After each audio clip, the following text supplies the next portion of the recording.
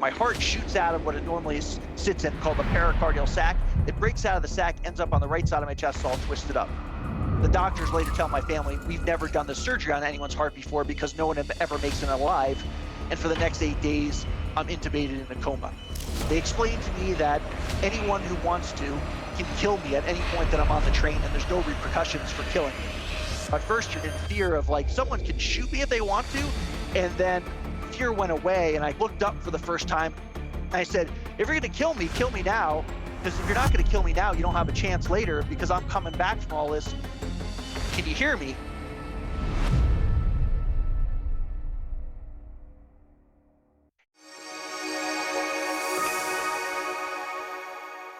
My guest today is Jason Dennen, who had a near death experience as a result of a skydiving accident gone terribly wrong. And it actually moved his heart inside his chest. And yet, after all of that, he says that this is the very best thing that has ever happened to him. So you can imagine how excited I am to talk to him today. So, Jason, welcome. Thank you so much for joining us. Thanks for having me on. I appreciate it. Well, this is going to be a very interesting conversation. I think you might be confirming the reason why I've decided never to sky jump, to skydive. So Don't I'm let me curious scare you before. off. Okay, so why don't you tell us what happened in this skydiving accident? So I had been skydiving at this point for a couple of years, so a couple hundred jumps under my belt. So I guess you would call me experienced jumpers. So first two jumps went off without a hitch, normal day. Third jump, my parachute's opened above me, and I'm coming in for a landing, and I'm about 150 feet off the ground at this point, and I'm about to land at a grass field that I landed in on hundreds of times before. So I'm coming in for a landing, 150 feet off the ground, and then huge wind comes off the mountains and picks me up and pushes me violently forward. So I went from a place where I was like, okay, I'm landing on this grass field, not it's like I've landed, lots of times before, so no big deal. It's just routine. And then that wind hits me and it speeds me up quite a bit, and it kind of picked me up and like threw me. So it was kind of shook me up when I got hit by it. Never gotten hit by a wind that hard under the parachute before. And so I get hit and I speed up, and then in front of me, after the grass, is a cattle fence. So it's like a three wired fence, no barbs, but so it's like barbed wire fence without the barbs. And then about 10 feet behind that is an airplane hangar, which is about 20 feet high or so. So it's definitely, I could feel I was definitely going a lot faster. And from 150 feet, it's about 5 seconds before you'll touch down and land. So at this point, when I get hit, I'm kind of shaking and I'm trying to like gathering myself back up and go, okay, what am I going to do? So the first thing that goes through my mind is, okay, don't turn. That's going to turn out badly. Right. So I'm counting down the seconds, like 4 seconds. I'm like, well, maybe I'll land before that, maybe not. And as I get down to 1 second, I'm just like, I'm carrying way too much speed. I'm going to hit that fence at 30 some miles an hour, and there's no way to stop at this point. There's nothing you could do that'll make it better, only worse. And with 1 second left, I'm like, life's about to change. And whack, I go hit the fence, and the fence comes like hits the top of my chest and my stomach, and it stretches out immediately and snaps. So there was some give to it, but I was coming with such force, it just like it quickly caught and boom, I got feel it come off. And then behind it was that airplane hangar, which is metal building, and that's like 10 feet behind it. So it was almost like instantaneous. Hit the fence, it feel it break, and then boom, hit the side of it's the airplane hangar. So I hit against my ribs. 10 of my 12 ribs break, and it hits so violently into my heart. My heart shoots out of what it normally sits in, called the pericardial sac. It breaks out of the sac, ends up on the right side of my chest, all twisted up. So they flight for life me to the nearest level 1 trauma center that takes care of the worst types of accidents. And the doctors later tell my family, we've never done this surgery on anyone's heart before because no one ever makes it alive. Because when your heart moves that far across your chest, people just die instantly. Because the same thing can happen in a car accident or any kind of blunt force trauma type of accident. So the doctor said, I knew what it looked like and how to fix it from my medical textbooks, but no doctor here had ever tried it before because people, they're dead on arrival when they come in. So So that leads me into, so the helicopter ride, I remember hearing the rotor blades for a really short second. So I guess I gained consciousness for a really short time. And then it was from the helicopter to immediate surgery, but I was out during that point. I wasn't conscious at all. And they had to move the heart because if they didn't fix that, I was going to die. So at that point, they put me into a coma, and to protect me from all my injuries. They don't want me to accidentally move or anything like that. So they fixed the heart. And for the next 8 days, I'm intubated in a coma. So in that coma, it's hundreds and hundreds of nightmares in that near-death experience. I guess they call it a distressing near-death experience. It wasn't one of those pleasant ones where they're just like, "Come back, you're wonderful." It was more like, we want you. We're no one cares about you. We're leaving you for dead. Too bad. And that's where a lot of those nightmares were. And we're talking about, and it's the odd thing is, like, there's no space time or like consciousness in that, where you go, do these hundreds of dreams happen within like 1 minute, or they happen over the 8 days? My thought is it happened more over the 8 days because it was a journey through those 8 days, but there's no way for me to confirm it one way or another. And they really started out kind of more passive. So one of the first ones I remember, and I'm not a person that remembers dreams or nightmares in normal everyday life, but these are, I mean, etched into my memory, and I can recall them like really easily. And the one thing I say about nightmares is that when you're in a coma, normally if you're in everyday life, something horrific happens in your nightmare, you wake up and you could shake it off and say that's not real. But when you're in a coma, there's no waking up. So it's just like one after the other, and it becomes your reality because there is no other reality outside of where you are at that time.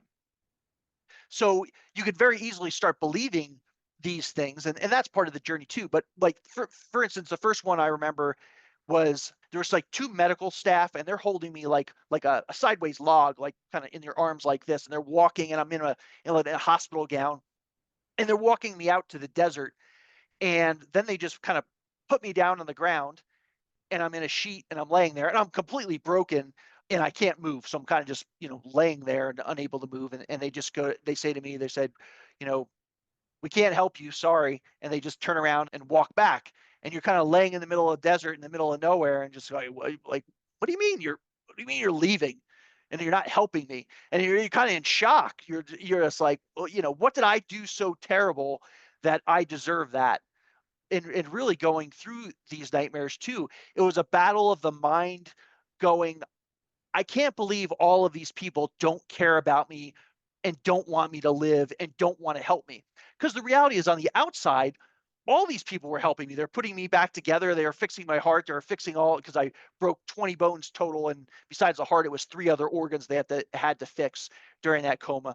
So, but if all you see is the negativity of all these nightmares, it's easy to buy into that and believe it, because it's almost giving me an easy way out, going, if you just let go of this and let yourself die, you don't have to deal with the pain. You don't have to deal with the unknown, because the unknown was, when I hit the building, I didn't know what injuries I had. So was I paralyzed? Did I have brain injury? Could I ever come back from these injuries? All that was unknown. All I knew in the coma was I was in really bad shape, and I knew there was an accident that happened, and that was it. And I was kind of always in a fetal position, or just laying there unable to move position, which really was the exact same position I was in that hospital bed, unable to move. So all these nightmares, I couldn't actively do anything other than lay there, and I couldn't really do anything for myself. So I was at the mercy of these people that were in this dream with me, because I couldn't do anything myself. So it was a continuous battle of, do I really believe this is real life and people don't care about me, and rather let me die because you're in this coma? So it was kind of the easy way out, if I wanted the easy way out, if I chose to go the easy route, or go the hard route and go, I'm going to battle this and get through this and figure it out, and try to live. So I had to decide, not knowing what the future was or what was possible. Could I recovery? I had to decide now whether I wanted to live or not, because it was just as easy to not live. And it was almost like, it's okay to let yourself go, that no one's going to know if you gave up during that time. So another one would be, so I'm laying in a backyard, and I'm injured, can't move, just laying there completely, how I got there, I have no idea. And there's like a father and there's a son, maybe 12 years old or so, the son. And they're standing maybe 20 feet away, and they're having a barbecue, and they're really mad that I'm in their backyard and why I was there and how I was hassling them. And the young boy looks at me and he looks at his dad and he goes, "Why don't they just let him die?"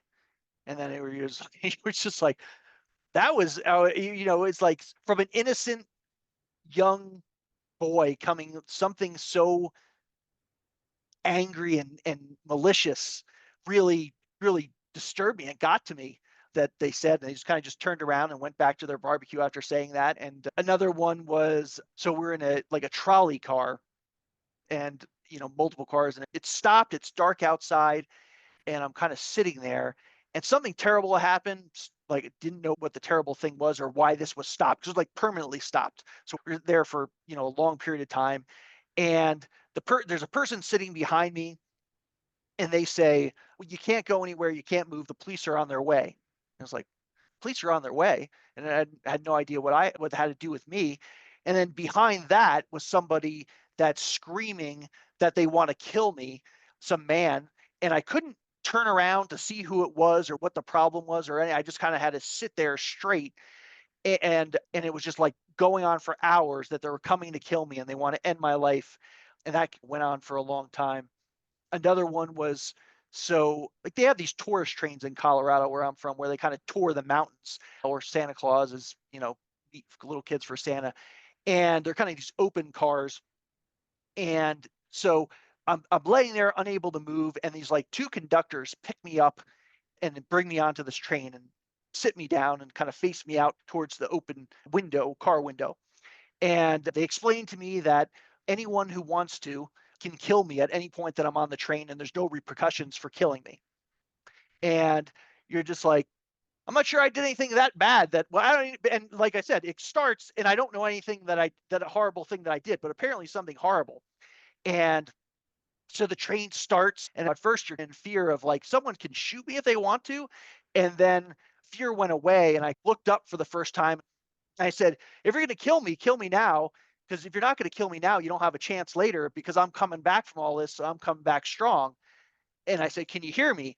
And I'm looking around, and then the dream ends. And then the next thing I remember is opening my eyes to see the sun coming through my window, and then a doctor looking down at me and telling me I'm lucky to be alive. So yeah, the it was all temptation and a battle to see if I wanted to continue on and live life, or let go and take the easy way out and let myself die. And that was the whole theme, and that was the whole thing. And as it kind of progressed, it went from the passive easy thing where people are leaving me out in the desert to they're actively trying to end my life. In each one, you're battling through the next, and you're getting all this bad news, and it's like, do you want to keep going? And it's like, yep, keep going. And it's like the going forward, or into the unknown, was the hard part. And giving in the easy part would be if I wanted to give up, and I didn't want to give up, and I wanted to get through this to do something better on the other side. I knew there was light ahead, because it was really dark in all these dreams, and there was you never see a sunshine or anything like that, and it's like battling through the darkness to get back to the light. It's almost like when eagles are the only birds that fly into storms, because on the other side of the storm is the sunlight and the calmness, and they use the turbulent air to keep on moving up and bumping up to get out of the storm. So it was almost like, you'd want to compare it to that. It was just like the nightmares were just turbulence, and the difficult part that I had to keep on climbing over to get out to the other side. That's the way I kind of look at it now. So, Jason, I'm curious, who was telling you that you had to make this choice? Was it just a knowing, or was there some being, person, entity saying you've got to make this choice? Right. Well, there was no voice that was saying I have to make that choice. I consciously knew there was a choice. And the way I look at it is, and I'm Christian, and that my beliefs are, my Lord and Savior Jesus. And it's almost like I learned all of the lessons I needed to learn to overcome what I call a temptation to give in and let yourself die. And it's like years before I ever got into this accident, you know, God put people in my life to teach me all the lessons I need to learn to survive. And all I had to do was put those things into action, which wasn't easy by any means, but I had direction on what I needed to do. So I saw the nightmare as really as temptation, and look at from a biblical sense of you're not going to be tempted beyond what you can bear and there's a way out. So I believe that all these temptations were trying to take me away from what I was supposed to be doing, and it was showing me an easy way if I wanted to get out of that. But the reality is I was like, going into that accident when I wasn't happy and working too many hours, it was like I'm made for more than what I'm doing now, and I need to figure this out. And I believe that I was on this earth for more than I was doing before that accident. And this was battling through that. It was a conscious choice to say I wasn't happy, and if I want to let go now, I can. Or you're going to push through. It's going to be much harder, but on the other side, if you get through this, you have to prove that you were made for more, and make good on what you said, and get through this, and come out on the other side, and do things you weren't doing beforehand. Okay, so that's really interesting. You're in this coma. Are you in ICU? Yeah. Okay, so you're in this coma in ICU. And from what I understand about ICU, sometimes it's limited to only family visiting. Usually it's limited to the number of people who can come and see you and the number of people who can come and see you on a particular day. Did all that apply back in 2018? So well, this is before COVID. So Yes, I know. I know that, to be honest, I don't know any of that. I mean, my parents were definitely there, and my friend who was my emergency contact and was the first person that heard of the accident and got called. You said that what was happening is every time you're having one of these dreams, your perspective is that you've been in some type of an accident. So I was curious, and you may not even know the answer to this question, but I'm wondering if you were picking up on energy outside of yourself from the people surrounding you, because some of them were mad because you're in this accident, like maybe your mom, because of the how you're in this accident. And I'm wondering if some of that energy or even words were being projected that you were picking up and pulling into that dream. And that's why you were having that specific type of dream. Do you have any idea? Have you ever asked anybody about the feelings that they had or things that they said to you while you were in that coma? No, I think it was self judgment of all these Okay, that accidents. makes a lot of sense. I think I was not happy, and people were helping me, and I felt maybe undeserving of the help that I was receiving, because even later on when I'm doing physical therapy and things like that, people would, one of my therapists was helping me, and she's like, I wasn't really sure to how to treat you because you had so many injuries. So I would go home and start reading my book from physical therapy school, and then come back, and I was overwhelmed by that, because I'm like, she cared so much. She's here for 12 hours a day. She went home and read her books to figure out how to treat me, and came back just for me. And I was just like, I don't, you're just like, I can't believe how dedicated all these folks are. And sometimes you don't feel like you deserve how well it is. But no, I don't. And I'll tell you why I don't think the negative energy from the outside was any part of it. So the first thing that happened when my parents arrived. So my parents lived on the East Coast. This happened in Denver. Well, it happened north of Denver, but I was in a hospital near Denver. And so my parents come in. They had to fly out right away when they got the call that your son might not live. And so they walk into the room, and I'm, completely out in the coma. And I have this picture where my mom took a picture of me when she walked in the room. And months later, I didn't even realize it even existed until she told me. But she told me she took a picture because if I didn't live, she wanted to have one last picture of me. Because even those early days, we weren't sure I was going to survive. And then she walked up to the bed, and then she picked up my hand, and she said, "Jason, it's mom. I'm here." And I squeezed her hand. Now, I have no recollection of squeezing her hand. I was way down deep in that coma fighting for my life, but it was like a sign that went out to my parents that somewhere deep down I'm still there, and I'm fighting, and it's going to be okay. So, and even there was never ever any anger towards me with the accident, because my family made sure they came over, and when I was consciously and kind of thinking straight, and they'd said, you know, they asked me, what happened? And I told them what happened. They're like, we don't blame you for any of this. It's like it's an accident, wind blew, there was never any, anger. So no, I think there was good energy outside of the coma.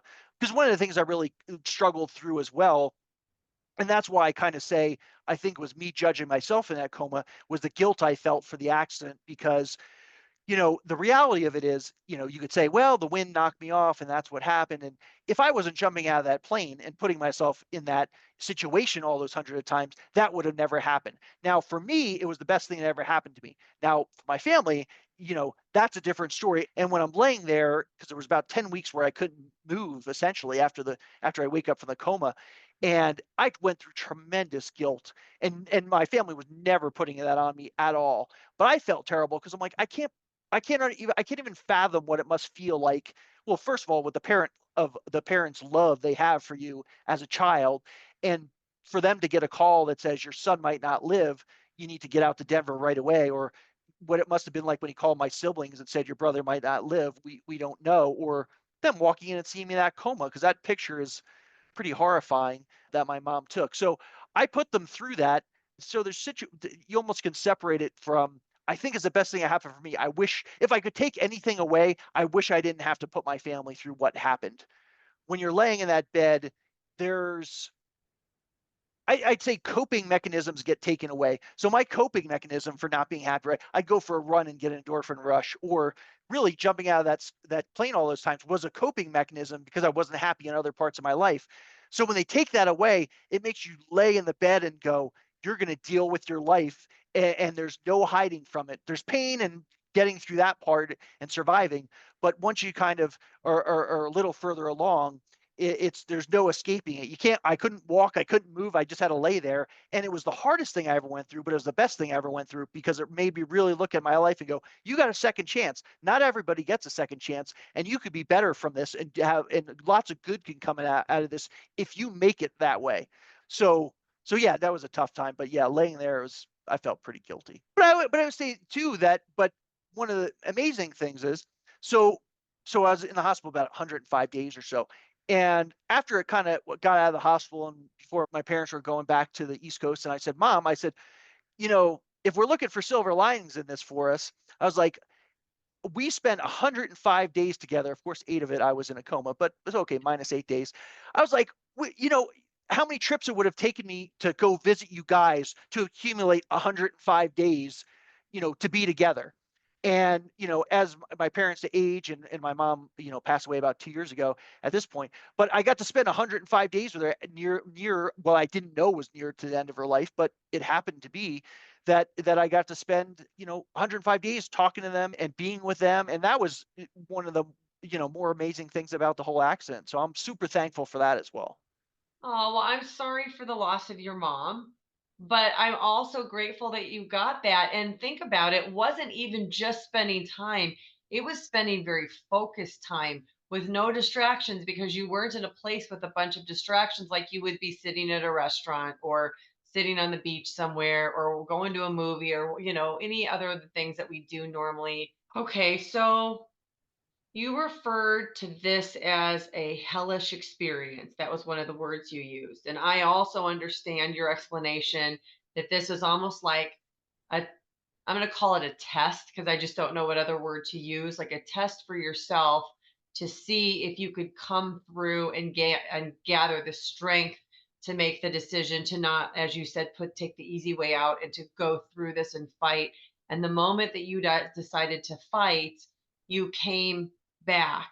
And what this reminds me of, so people often comment when some of these people have really extremely positive near death experiences. Sometimes I get things in the comment about, well, what about the hellish ones? Like you're only focusing on the ones. And so this is what are the hellish ones. Now, I want to remind people that in the studies of near death experiences, not by me, but by several other people, that when they statistically analyze the more positive, euphoric, love based experiences versus the ones that people have labeled as hellish, they only make up about 6% of all near death experiences. They're very uncommon. And the assessment by the people validating and studying these are usually that the person experiences what they expect to experience. But in the beginning, you mentioned that you are a Christian and that you have Jesus as your savior. And so that would, according to that religious doctrine, save you from going to any place other than heaven. So, what do you think about the fact that you had this hellish experience when you had this belief system that you were already what the Christians would call saved and you wouldn't go to a hellish place? So, that kind of blows up that.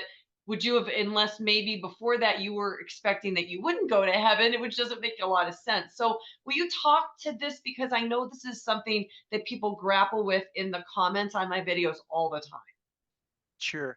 Well, there's something in the Bible that talks about trials or difficult times you go through in life, and the Bible tell you, it's not every just because you're saved doesn't mean that life is going to be easy. And the tough things you go through, well, they say they test your faith and they help you develop perseverance. So you could think of it as it does it test your faith? Do you still believe all the lessons you have learned or not? And so if the whole point of that, all those nightmares was to try to weaken me and test my faith and see if I was really a believer or not, and take me down if I wasn't really truly faithful and truly believe that God had a plan for my life, well then it would have taken me down and I would have gave up. But it really strengthened my faith instead of deteriorating my faith. So I don't look at it as like getting sent to hell. That's not the way I view it. It's you're going through a difficult time and this is, are you going to get through it or not? and More like and a tribulation then or something. yeah, I don't believe it as being sent to hell. Oh. Okay, that's a good differentiation. But the one thing that your experience has in common with other people that I've heard, and a couple of them have been on that I've interviewed personally, is that when they have this more, I'm going to call it a hellish experience because that was the word that you used for it in the beginning.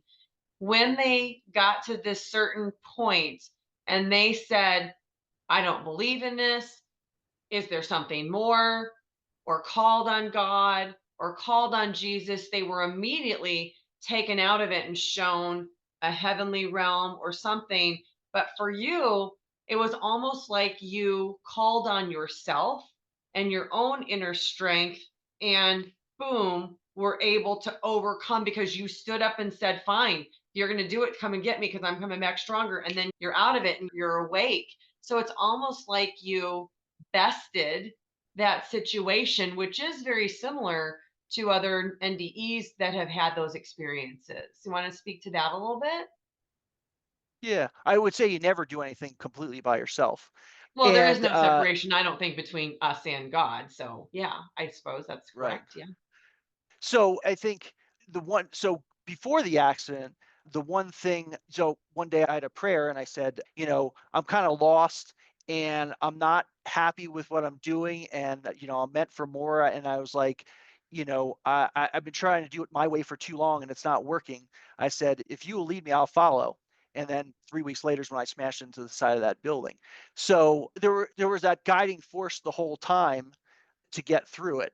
So it was I was what I believe is I was led the whole way, and it's not we all have free will as well. So at any point could I choose to go in a different direction than I did? The answer is yes. So it's both a free will choice and it's faith. So I think it's both of those things when you're going through Okay. that. No, that makes a lot So of sense. and when I said about temptation, is that you don't you're not going to be overcome by temptation, and there's a way out. So there was also a belief that on the other side of all these temptations and trials that I was going through, if I could overcome them, there'd be a way out on the end. So there was a fight Right. and battle Which towards there that. was, because you opened your eyes, which is amazing. Yeah, I was just curious. So you've mentioned several times that this experience completely changed you in the way that you feel like it's the best thing that happened to you.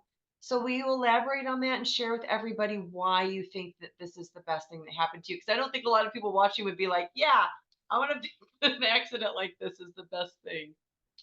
Yeah. Well, I think one of the things that is I think a lot of times you're speeding through life at speed, you're getting tugged in all these different directions, and you're not if you were asked what's the most important in your life, you would say it, but are you honoring that and really being in the present, right? Like skydiving is complete, you're in the present completely, but are you living those same lessons when you're outside of skydiving, right? Because how many times you see people that are, let's say, at a restaurant and going to dinner, they're all on their phones and they're with people, but they're really not with people. Or you're in a room with other people and, that are in long-term relationships and they're kind of not really there. They're in physically there, but they're not in it and really listening to each other. And it's really you get a limited amount of time with people and taking advantage of that. And two, it's really honoring that time with them, being focused on what they are. And I think one of the things also was really being thankful. There were lots of times I'd go through life. I was thankful and I would think of that person in my head, but I would never express it. So when I woke up from that call, I was like, you know what? There's so many people that wouldn't have known how important they are to me because I just never verbally expressed it. And I think one of the things that changed after that was, and how you do it is it comes with practice because I don't naturally do it, is to translate what is in your heart and in your head about people and actually go out and say that to them. If you had an amazing time with somebody, like, I went to coffee with my friend the other day I hadn't seen in a long time, and it was going, I had an amazing time. Thank you so much for spending time with you. And then it's sending him a text later and saying, here are the three things that you said to me today that made a hugest difference in my life. I wouldn't have said that before. They wouldn't have known that how important they were and then I'm like, you have to say these things because you didn't before and you regret not saying those things because I could have died and people wouldn't have known, like, how do you feel about me? And maybe that's my judgment on myself and maybe don't people don't think that, but I have to live in a way that I think is honoring those people that I care about in a way that maybe I didn't before. That's Uh, wonderful. That sounds amazing. So it sounds like your relationships really changed after this experience too. for sure, and I think yeah, it's putting it into action of talking to some a couple weeks ago I was talking to a friend on the phone and their voice just didn't sound right for them. And I'm just like, something seems wrong with them, but I don't know, and they're not volunteering it. And then, we kind of hung up and I kept on thinking about it over. And I was like, and I texted them later and was like, was something wrong? Are you okay? Is something wrong? Your voice didn't sound right. And I think before I would have just been speeding along at life on to the next thing, on to the next thing. I wouldn't have thought about that. And I think I'm just more maybe things I perceive before I'm more exploring, like taking an extra step because maybe that person doesn't want to volunteer what they're going through. And you have to push them a little bit and say, are you sure you're okay? And giving more of an opportunity that you can understand. You think that something's not quite right that with them, and you want to make sure they're really okay. So Yeah, that's so nice. So you've explained a lot of these things from your perspective of what they did for you. One of the reasons I love to do these interviews and have these conversations is because for the people watching, they're probably not going to have a near, hopefully, you guys are not going to have a near death experience, but you can take away these little nuggets of knowledge from the people who have had these experiences. So, Jason, would you mind maybe giving the audience a few things summed up that you feel like you didn't know before that you know now, like on a level of importance in your life? yeah, well, I think there's lots of times I think negativity could really take over because we have see so many negative things all the time in this world, right? You turn on the TV, turn on the news. You know, a- along my journey, doctors and physical therapists and people like that kept on saying that I would say, I'm going to do this. And they go, that's not possible. And I would go, what do you mean it's not possible? It was like they want to stop you. And a lot of times doctors, and I had amazing doctors. So I'm not saying that I didn't have amazing doctors, but they only spend 5 minutes with you and they'll make a prediction, right? There's a million outcomes that happen from all the surgeries they do. And I always just kind of said, well, I'm going in this direction. I know I can get there, and I'm not going to let anybody stop me.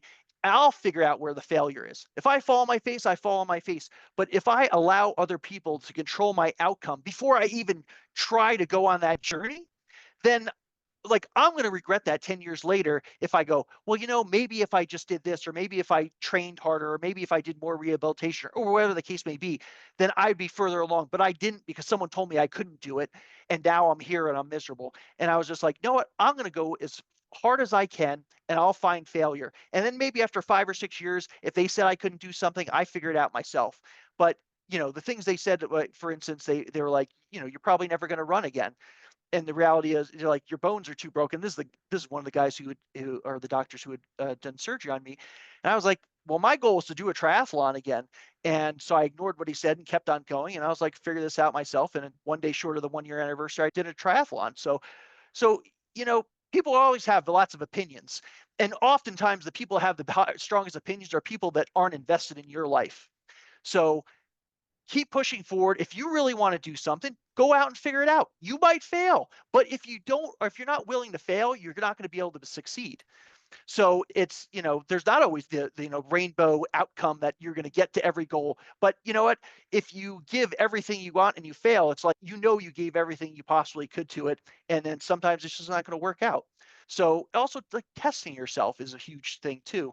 I think all along the way, I was like, I always hated, people would always ask you, like, are you okay? And you're like, well, I woke up in the morning, I was grumpy. In the afternoon, maybe I was a little happier. So it depends what time of the day you ask me. I was just like, I want some concrete answer to that I could give someone, like, are you okay or not? So all along the way, whether I was going to fail or not, is I would set up tests for myself to see how I was progressing. Now, sometimes I did fail and I had to adjust what I was doing. And sometimes I would exceed it and go, keep on doing the same thing. But you had to have to have the courage to be able to fail if you're going to get through it. It's like, because you don't know where you are unless you're willing to fail. And it's not complete failure. It's just like, okay, now we got to move in this other direction to get where we want. I think that's a big thing. Overcoming fear. Fear oftentimes could do two things. It could protect you, and you would say, maybe don't jump out of the airplane. That was fear trying to protect you. But I'll say 326 times it went pretty well. The 327 was not as well, but or it was best thing that ever happened to me. But also it can protect you, but it also can keep you from doing things that you're unsure that you can do. And as you get closer to danger, sometimes it's harder to figure out which one it is pulling you. But growth and getting better is going to be uncomfortable. It's not going to feel good.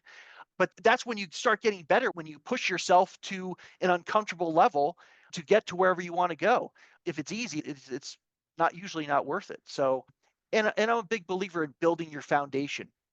Now, what that really means is, when I say, getting through doing hard things prepares you to do other hard things. It's like a deposit in a bank that you can pull out when you need it.